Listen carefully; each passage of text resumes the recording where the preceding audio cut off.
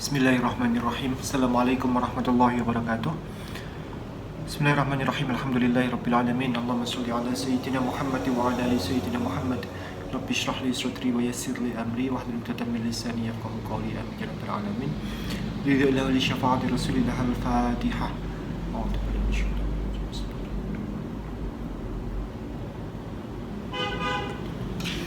Baik, teman-teman semuanya, di pertemuan sebelumnya kita sudah membicarakan mengenai manajemen efektif gitu ya.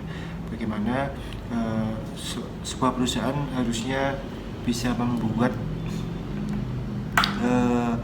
karyawan-karyawan mereka itu mengatur perusahaannya sesuai dengan apa yang dicanangkan atau apa yang direncanakan oleh level atasnya. Jadi kemarin kita ngomongin mengenai manajemen, ada tingkat-tingkatannya, manajemen puncak, manajemen level menengah, kemudian level operasional gitu ya. Nah, untuk membentuk itu semua, teman-teman, kita harus nanti bisa menyusun organisasi, struktur organisasi. Karena salah satu fungsi manajemen kemarin adalah pengorganisasian gitu ya. Nah, di pertemuan ini kita akan membicarakan mengenai struktur organisasi dengan berbagai macam tipe dan juga berbagai macam cara yang bisa kita pilih gitu ya untuk menyusun struktur organisasi tadi. Oke, outcome pada hari ini, teman-teman, setelah pertemuan ini diharapkan mampu mengembangkan sebuah struktur organisasi dengan metode membentuk departemen tugas. Oke, jadi intinya teman-teman nanti bisa nyusun lah organisasi gitu ya, sesuai dengan yang perusahaan itu miliki gitu ya. Ada berbagai macam keuntungan dan kelemahan. Nah, struktur organisasi ini mengidentifikasikan tanggung jawab bagi masing-masing jabatan pekerjaan dan hubungan antara jabatan-jabatan itu sendiri. Yang pertama, kata kuncinya adalah tanggung jawabnya. Di struktur organisasi nanti akan ketemu berbagai macam posisi-posisi yang itu nanti akan menggambarkan tanggung jawab oleh orang yang akan mengisi posisi itu. Tadi ya, tanggung jawab bagi masing-masing jabatan pekerjaan, serta ada hubungan antar jabatan-jabatan itu sendiri. Jadi masing-masing jabatan satu dengan jabatan lain itu akan terkorelasi sebuah hubungan-hubungan. Ada atasan, ada bawahan, ada orang ini harus bertanggung jawab ke siapa, orang ini berhak memerintah atau meminta tolong siapa, nanti ada semuanya. Nah, itu disebut dengan struktur organisasi tadi. Nah, struktur organisasi satu perusahaan dapat digambarkan dengan bagan organisasi, dengan struktur tadi, suatu diagram yang memperlihatkan interaksi tanggung jawab dari para karyawan. Ya, sebuah diagram yang di sana bisa diketahui tadi tanggung jawab para karyawan ini ke siapa, lalu lintas perintah itu seperti apa bentuknya di perusahaan tadi. Nah, itu digambarkan dengan struktur organisasi. Oke, yang selanjutnya adalah yang perlu kita ketahui adalah rantai komando tadi ya. Perintah itu mengalirnya seperti apa. Rantai komando mengidentifikasikan posisi-posisi jabatan di mana masing-masing karyawan harus memberikan laporan. Jadi bawahan tadi harus memberikan laporan ke atasnya. Maka di sini orang ini berarti nantinya harus memberikan laporan kepada atasannya ini. Atasan ini dia berhak memerintah ataupun menyasar bawahannya ini gitu ya, meminta tolong atau memberikan sebuah instruksi ke bawahan ini. Yang ini ke sini, dia tidak mungkin akan memberikan perintah ke sini. Pun demikian ini tidak sampai dia akan memberikan laporan kepada orang ini. Kenapa? Ya karena strukturnya seperti ini. Jadi orang ini akan bertanggung jawab ke sini. Dan kemudian orang ini hanya bertanggung jawab untuk ini. Jadi ada perpanjangannya kepada orang yang ini. Kemudian akan dilanjutkan ke bawahannya lagi. Nah, ini adalah rantai komando, sehingga orang ini, si pimpinan, si direktur ini belum tentu dia akan bisa langsung ngasih instruksi ke sini, karena jauhnya hubungan antara atas dengan bawah gitu ya, karena jauh banget kayak gitu. Sehingga orang ini biasanya akan lebih dekatnya ke sini, ke orang yang atasannya langsung gitu ya. Bahkan banyak sekali loh perusahaan-perusahaan itu dengan CEO-nya, dengan direkturnya itu nggak patio ngerti gitu. Jadi saya dulu ketika bekerja di XL itu sebagai call center, saya mendapatkan telepon dari konsumen kayak gitu, dari konsumen. Dia mengeluhkan sesuatu, kemudian saya tanggapi dengan baik gitu lah, dengan sesuai dengan SOP yang harus saya jawab itu seperti apa kalau ada keluhan seperti itu.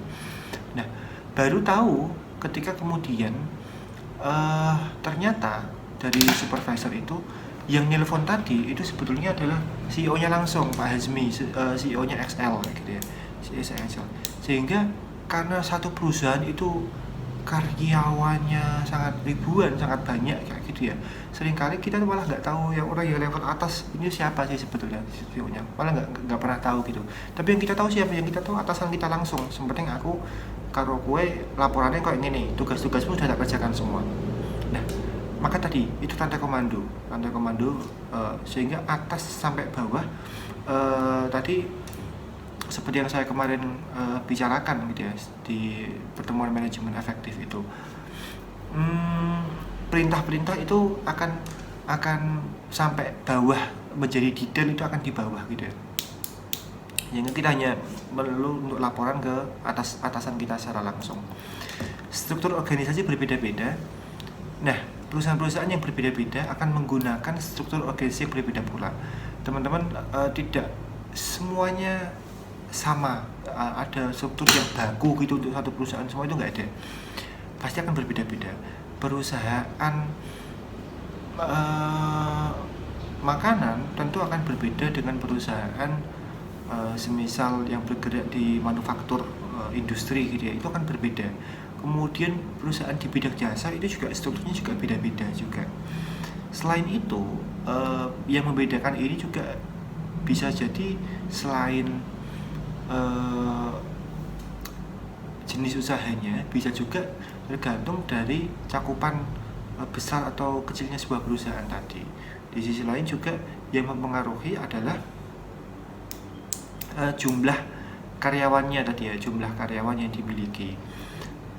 Yang pertama berdasarkan rentang kendali, yang kedua adalah ketinggian organisasional, yang ketiga adalah penggunaan posisi lini versus posisi staff gitu. Kita akan pelajari satu-satu yang bisa dilihat bedanya gitu ya, walaupun yang menentukan perbedaannya juga banyak, tapi yang bisa kita lihat perbedaannya ada berbagai macam. Yang pertama dari sisi rentang kendali. Dari mana ini bisa dilihat, yaitu dari jumlah karyawan yang dikelola masing-masing manajer tadi ya, yang saya sampaikan ya. Yang ini adalah dari jumlah karyawan yang dikelola masing-masing manajernya. Kalau rentang kendali sempit, biasanya satu atasan dia hanya punya beberapa bawahan saja, sehingga dia tidak ini lebih ke vertikal gitu ya, bawahannya lebih banyak gitu. Satu presiden dia diwakili oleh wakil presiden operasi, kemudian di bawahnya ada manajer penjualan dia mempunyai bisa jadi satu atau dua tenaga, hanya sedikit gitu ya, ada staffnya. Kalau rentang kendali luas, ini dia satu presiden ini punya sekian tenaga, sekian karyawan yang dia bawahi langsung, sehingga kendalinya bisa langsung luas kayak gitu. Nah, ini berbeda-beda, bukan kok yang ini bagus, yang ini jelek, bukan, tapi tergantung dengan kondisi perusahaan, dengan cara perusahaan itu bekerja gitu. Yang kedua, selain rentang kendali, luasnya atasan itu atau banyaknya bawahan yang dimiliki oleh seorang atasan, selanjutnya sebelum kita bahas ke ketinggian organisasi, kita bahas dulu rentang kendali sempit. Ini setiap manajer hanya mengawasi beberapa karyawan, yang tadi ya, yang atas ini hanya beberapa karyawan. Yang kedua, tugas karyawan sangat berbeda-beda. Perlu manajer yang memiliki keterampilan untuk mengelola berbagai tugas. Kalau yang rentang kendali sempit gitu ya, dia membutuhkan karena sedikit gitu ya, maka dia perlu untuk menguasai beberapa keterampilan. Nah, kalau rentang kendali luas, karena dia punya banyak karyawan, lebih banyak daripada kendali sempit, tugas karyawan relatif sederhana dan tak beragam. Jadi karena karyawannya banyak ini, maka dia hanya fokus di satu hal, ini fokus satu hal, ini fokus satu hal, ya gitu ya. Tapi kalau yang atas, karyawannya harus iso apa wae gitu. Seakan-akan dia harus bisa banyak hal, karena karyawannya tidak begitu banyak. Tapi kalau yang kendali luas, karena ini karyawannya banyak, ini bisa jadi tenaga penjualan ini dia harus ngurusi dari channel offline, yang ini tenaga penjual ini untuk ngurusi dari channel Instagram, ini dari sisi marketplace. Tapi kalau ini satu tenaga, dia harus bisa banyak hal gitu, bisa banyak semuanya. Yo balesi WhatsApp, yo balesi order dari Instagram, yo balesi order dari marketplace, ini semuanya bisa jadi ini seperti itu. Tapi kalau ini bisa fokus. Makanya tergantung cakupan dari yang dimiliki oleh perusahaan. Oke, yang selanjutnya adalah ketinggian organisasi. Suatu struktur organisasi dikatakan tinggi apabila di dalam struktur tersebut terdapat banyak lapisan dari bawah hingga atas. Jadi kalau semakin banyak lapisan, maka dia bisa disebut sebagai organisasi yang strukturnya tinggi. Jadi dari direktur, kemudian ada manajer regional, di bawah di manajer regional ada manajer brand, di bawah manajer brand ada manajer pemasaran, di bawah pemasaran ada manajer apalagi kayak gitu sampai bawah. Jadi kalau banyak ini maka dia disebut tinggi nanti. Selanjutnya adalah posisi lini versus posisi staff. Ini yang membedakan juga. Jabatan lini, jabatan pekerjaan yang dibentuk untuk membuat keputusan yang menghasilkan sasaran bisnis yang spesifik. Kalau jabatan staff, jabatan pekerjaan yang dibentuk untuk mendukung usaha dari jabatan lini. Jadi ini staff ini dia mendukung mendukung dari jabatan lini tadi. Kalau organisasi lini, suatu organisasi yang hanya terdiri dari jabatan lini saja dan tidak ada jabatan staff. Untuk yang lini dan staff, dia kombinasi gitu ya. Struktur organisasi yang terdiri dari jabatan lini dan staf serta pemberian wewenang kepada karyawan yang berasal dari manajemen yang lebih tinggi. Jadi kalau untuk organisasi lini ini, dia biasanya langsung dari atas itu hanya memiliki beberapa bawahan saja sesuai dengan lini-lininya. Tapi kalau untuk lini dan staff, jadi masing-masing lini nanti akan ada bawahannya lagi, sehingga si staffnya itu jaraknya dengan atasnya itu bisa lebih jauh gitu ya kalau lini dan staff. Nah kalau lini dan staff ini seringkali karena komandonya agak jauh, dia harus melewati satu manajer lagi baru ke pimpinan atas, bisa jadi untuk perintah itu agak bias karena harus melewati langsung. Tapi kalau yang lini atasan dengan bawahan itu akan jadi langsung berhadapan dengan atasan gitu ya, untuk yang organisasi lini. Tapi kalau untuk yang organisasi dan staff, dia akan agak lebih jauh daripada organisasi lini saja. Nah selanjutnya adalah dewan direksi, board of directors, sekumpulan eksekutif yang bertanggung jawab dalam pengawasan aktivitas presiden dan manajer tingkat perusahaan.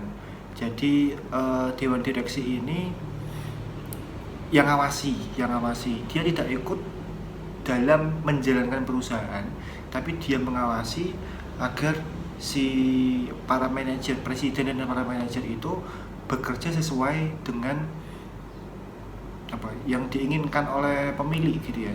Nah biasanya anggota dewan direksi ada dua, satu internal, itu merupakan anggota dewan yang merupakan manajer perusahaan yang sama. Yang kedua dari eksternal, merupakan para anggota dewan yang bukan merupakan manajer di perusahaan tersebut.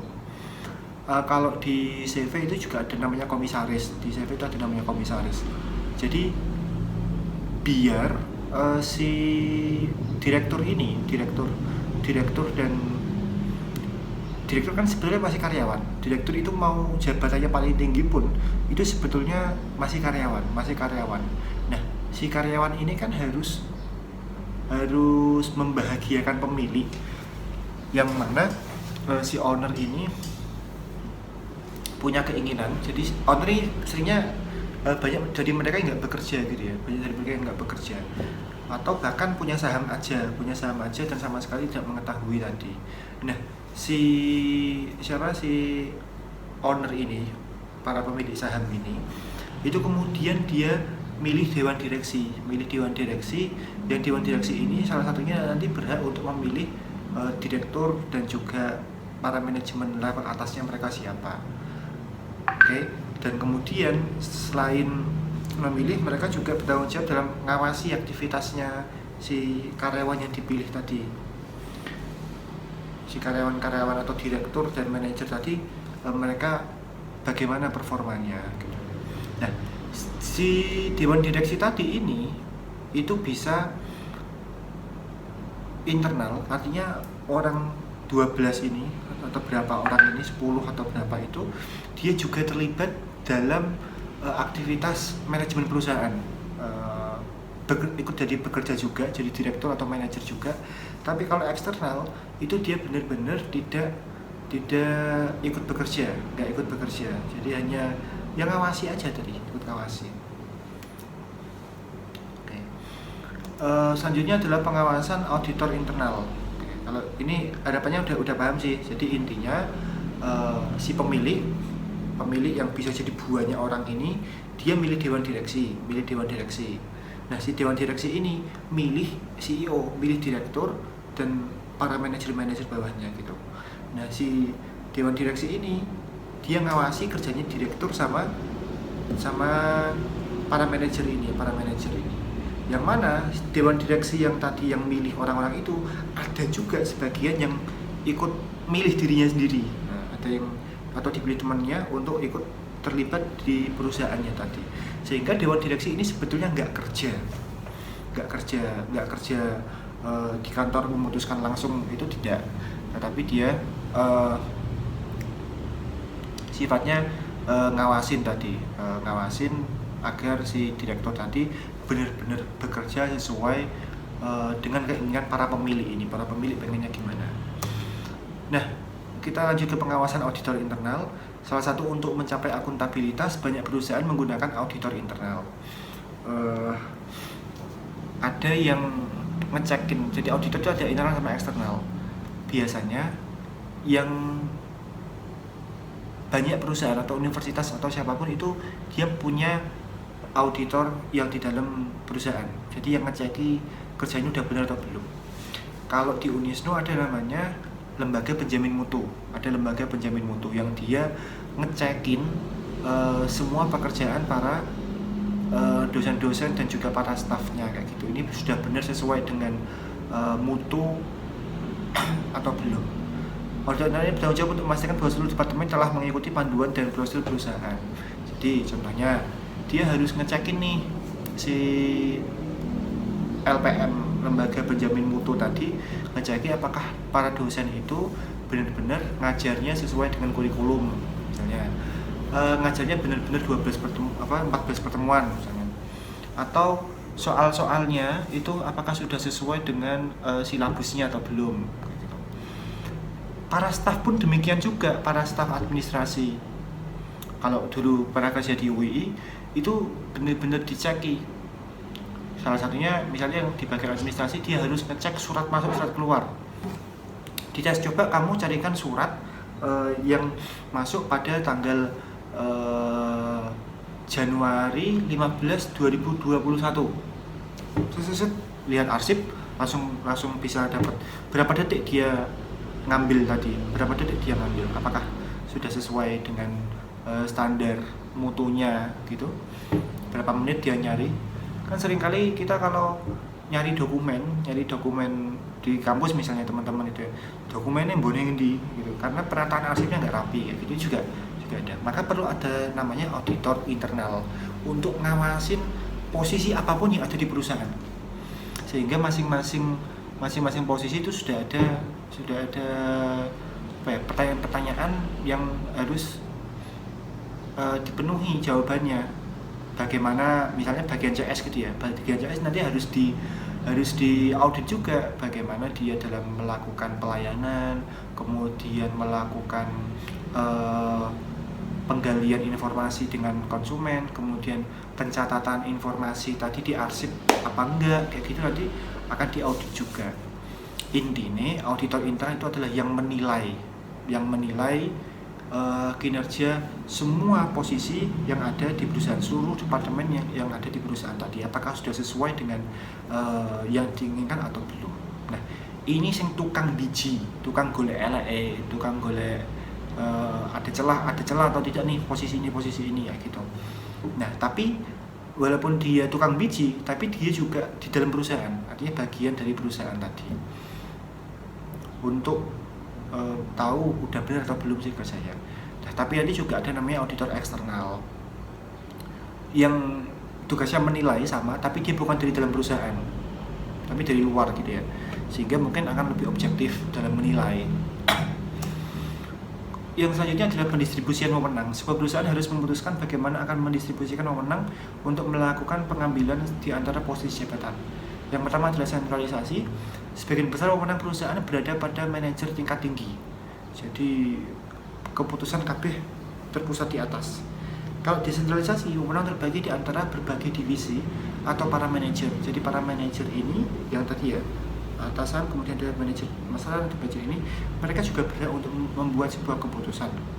Salah satu bentuk ekstrim dari desentralisasi adalah otonomi. Divisi dapat bertindak sendiri dan bertindak secara independen. Nah, ini masing-masing ada positif, ada minusnya gitu ya. Karena kalau desentralisasi seperti ini, seringkali atasan tidak dilibatkan, tapi kreativitas dan juga keberanian dalam mengambil keputusan ini bisa lebih cepat gitu ya, karena mereka tidak harus nunggu atasan untuk di ACC nggak sih keputusan kayak gini. Atasan juga harus mikir juga kan untuk membuat sebuah keputusan. Nah, dengan adanya para manajer ini yang bisa mengambil keputusan sendiri, itu juga akan sangat bagus juga untuk perusahaan, sehingga bisa bergerak lebih cepat dan juga memiliki keputusan yang bagus kayak gitu. Keuntungannya untuk desentralisasi mengurangi beban operasi karena gaji sebagian karyawan yang dibutuhkan dapat dihilangkan, memperpendek proses pengambilan keputusan tadi ya, lebih cepat ngambil keputusan, nggak usah harus dilaporin ke atasan, ini piye pak, saya harus kayak gimana. Nah, kalau sedikit-sedikit nanya atasan kayak gitu kan akan membuat menjadi lama kayak tadi ya. Yang selanjutnya adalah keuntungannya meningkatkan moral karyawan tadi, karena merasa mereka itu diberikan sebuah kewenangan, diberikan sebuah kepercayaan, oke kamu boleh ngambil keputusan, sehingga tadi moral karyawan akan semakin meningkat. Oke, aku di perusahaan ini benar-benar merasa diajeni dan dihargai kayak gitu. Untuk kerugiannya memaksa para manajer mengambil keputusan penting walaupun kurang pengalaman. Jadi seringkali manajer-manajer yang belum banyak pengalaman ini, dia harus mengambil keputusan padahal mereka ya tadi kurang pengalaman, jam terbangnya masih kurang bagus. Manajer menengah ke bawah jadi tidak bisa menyelesaikan pekerjaan mereka karena terlalu sibuk untuk mengambil keputusan tadi ya. Nah, selanjutnya adalah perampingan, downsizing. Seringkali ini menjadi PR perusahaan. Bayangke untuk satu karyawan saja kalau gajinya UMR 2.500.000, satu perusahaan ada 100 karyawan. Kita bisa bikin jadi 70 karyawan saja, menghilangkan 30 karyawan itu sangat luar biasa. Pengeluaran setiap bulan bisa menjadi dikurangi gitu ya. 30 karyawan 3 kali 3 bisa berapa itu? Misalnya 3 juta satu karyawan dikali 30 itu kan sangat banyak sekali, udah 90 gitu ya. Pengeluaran beban operasional itu akan berkurang dengan melakukan perampingan. Nah, perampingan ini selain mengurangi biaya operasional, saat ini memang sangat banyak banget gitu ya, maka banyak PHK gitu ya. Salah satunya karena pandemi kemarin. Pandemi itu juga banyak menuntut para perusahaan ngeramping ke perusahaannya. Marketing asalnya jumlahnya 20 jadi 12 aja. Itu banyak yang mecat karyawan. Kemudian ada bagian posisi-posisi yang harus dipecati kayak gitu ya. Selain itu juga karena teknologi mungkin ya, karena teknologi banyak yang bisa digantikan dengan teknologi. Misalnya dulu akuntansi, staf akuntansi ada 2 orang atau 3 orang gitu, karena staf lain dia harus membuat laporan-laporan tadi menjadi sebuah bundle laporan selama 1 bulan kayak gitu ya, bukti-bukti tadi. Tapi dengan adanya teknologi gak usah dibandeli kayak gitu, udah semuanya transaksi menggunakan online, invoice pun dikirimkan dengan menggunakan email dan lain sebagainya, sehingga tidak perlu staff tadi. Bagian SDM misalnya, dulu absensi dilakukan secara manual sehingga membutuhkan 1 orang lebih untuk ngitungi absensi. Nah sekarang nggak usah, sekarang dengan menggunakan aplikasi bisa orang semua bisa absen online menggunakan HP, foto kayak gitu, sehingga nggak usah ngitung-ngitung lagi orang ini absennya berapa, langsung dikalkulasi udah selesai misalnya. Sehingga teknologi tadi memutuskan untuk orang tadi perusahaan mengurangi orang-orang tadi ya. Atau tenaga packing, dulu packing dilakukan manual, sekarang udah ada mesin baru nih, udah menggunakan teknologi. Barang-barang produksi tadi sudah langsung masuk ke kardus otomatis, hanya butuh 1 orang hanya untuk menyegel saja, sehingga nggak usah orang masukin, udah digunakan mesin semua. Nah sehingga melakukan perampingan tadi. Nah ini beberapa contoh, salah satu posisi dia. Sebelum perampingan ada manajer penjualan, ada manajer periklanan. Di sini ada perwakilan penjual, di sini ada periklanan. Di sini kemudian dirampingkan. Ini nggak usah 2 orang, cukup 1 orang. Kalau dia harus menguasai dari 2 aspek untuk penjualan dan juga periklanan. Satunya lagi ini bisa diberhentikan atau dialih fungsikan ke divisi lain misalnya. Masukan karyawan. Perusahaan dapat memperoleh masukan karyawan dengan menggunakan hal berikut ini untuk melengkapi struktur organisasi formalnya. Yang pertama adalah organisasi matrix. Yang kedua adalah entrepreneurship. Yang ketiga adalah struktur organisasi informal. Jadi sama seperti tadi sih, ketika karyawan itu memberi masukan itu diakomodir, didengarkan, itu mereka akan merasa lebih dihargai gitu ya. Akan merasa lebih dihargai. Ada berbagai macam cara untuk membuat karyawan itu memberikan masukan tadi. Yang pertama adalah organisasi matrix. Apa itu organisasi matrix? Organisasi mungkin beberapa bagian perusahaan saling berinteraksi untuk memusatkan perhatian pada proyek tertentu. Proyek-proyek tersebut hanya mengambil sebagian waktu saja dari minggu kerja normal. Jadi semisal perusahaan mau ngadain event disnatalis, ulang tahun perusahaan. Nah sehingga si ulang tahun perusahaan ini, perusahaan membentuk tim baru, ngambil bagian-bagian dari beberapa divisi. Ini juga beberapa orang, juga 1 orang. Kemudian bikin 1 tim baru untuk jadi panitia disnatalis tadi misalnya. Nah itu bisa disebut juga organisasi matriks, karena itu bukan aktivitas kerja utama mereka, bukan aktivitas kerja utama harian mereka, tetapi mereka diberikan sebuah pekerjaan tambahan untuk mengerjakan sebuah event, sebuah proyek yang bukan harian, bukan rutinan, tapi sifatnya insidental, yang hanya mengambil sebagian waktu saja dari minggu kerja normal. Yang kedua adalah entrepreneurship, penugasan karyawan-karyawan tertentu sebuah perusahaan untuk menciptakan ide baru, seperti jika mereka adalah pengusaha yang menjalankan perusahaan mereka sendiri. Entrepreneurship memiliki kemungkinan lebih besar untuk berhasil jika karyawan menerima imbalan berupa bonus atas inovasi-inovasi yang pada akhirnya diterapkan oleh perusahaan. Saya bekerja di Dagadu dulu, di Dagadu Jogja. Itu supervisor, si atasan kita itu ngasih challenge gitu ya. Kita bikin promo apa nih untuk bulan ini. Kemudian nanti kalau ada teman-teman yang bisa ngasih ide gitu, nanti akan dikasih bonus. Wah akhirnya ada yang ngasih, kita bikin ini nih, bikin pohon keberuntungan untuk ngasih promo. Jadi setiap pembelanjaan berapa nanti berhak ngambil hadiah. Oke, kita ngasih ide ini, pakai dart menembak ini, nanti yang kena bonusnya ini gitu. Kita kasih kesempatan 3 kali gitu. Nah, sehingga ada yang ngasih ide-ide kayak gitu, yang ngasih ide yang kepake nanti dapat hadiah, dapat imbalan gitu, untuk meningkatkan profit perusahaan juga gitu.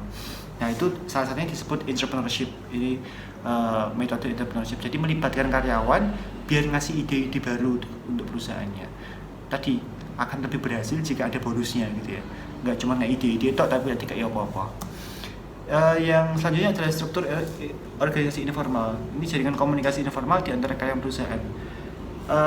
Jaringan yang kadang disebut grapevine ini berkembang sebagai akibat adanya interaksi antara karyawannya. Seringkali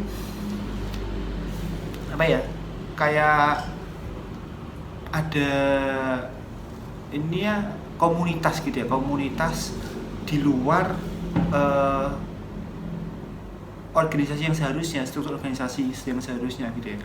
Jadi kalau semisal di Unisnu juga ada komunitas seperti ini, ya ono tahlilan, ada program khatamannya di sana, semua orang berbaur seperti tidak ada atasan dan bawahan di sana gitu ya. Menjadi sebuah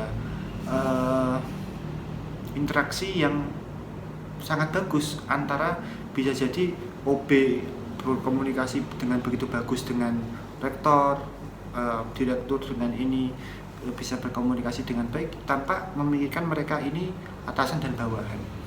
Nah, tadi struktur organisasi informal. Kemudian untuk yang selanjutnya, metode departementalisasi memberikan tugas yang tanggung jawab ke departemen yang berbeda. Ada 4 metode.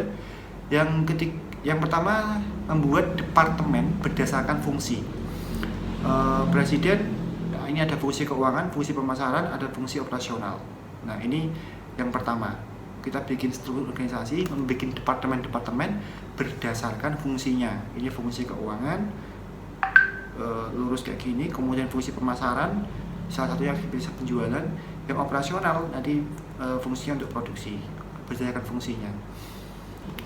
Yang kedua adalah berdasarkan produk, bukan berdasarkan fungsinya, berdasarkan produk. Yang ini divisi produk minuman ringan, yang ini divisi makanan kemas, snack. Yang di sini divisi bagian restonya, yang bisa makan di tempat gitu ya. Misalnya perusahaannya ini bergerak di bidang makanan. Jadi berdasarkan produknya. Misalnya kecantikan, di sini divisi skincare, divisi kosmetik, di sini divisi store misalnya, dan seterusnya.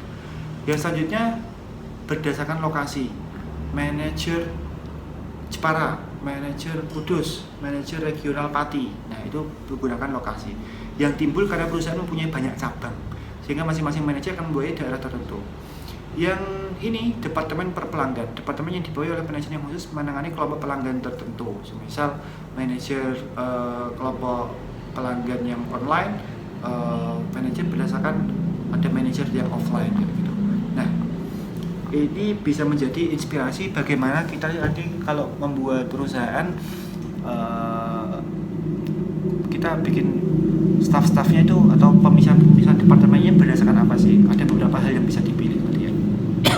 Oke, kurang lebih untuk pertemuan struktur organisasi ini kita cukupi sampai di sini. Untuk tugasnya seperti apa nanti dicek saja di LMS, nanti akan kita upload. Pun demikian dengan kalau ada ujian nanti. Terima kasih. Kita akhiri dengan membaca hamdalah bersama-sama. Alhamdulillahirabbil alamin. Kita tutup. Assalamualaikum warahmatullahi wabarakatuh.